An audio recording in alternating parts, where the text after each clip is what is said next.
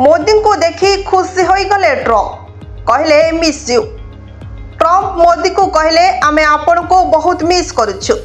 मोदी प्रत्युत्तर रे कहले आपण को भेटी मु बहुत खुशी।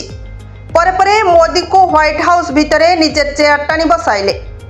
अमेरिका गस्तरे प्रधानमंत्री नरेंद्र मोदी पाखापाखि 5 वर्ष परे व्हाइट हाउस रे मोदी ट्रम्प द्विपाक्षिक आलोचना हेउछि।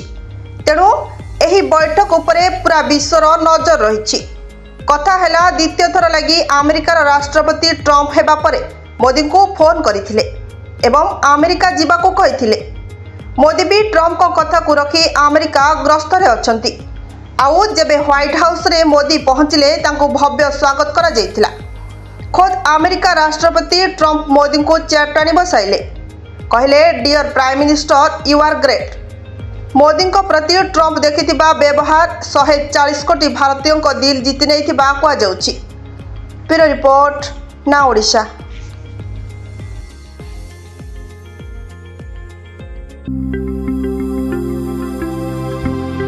लेटेस्ट न्यूज अपडेट पाई www.naodisha.com को लॉगिन करंतु।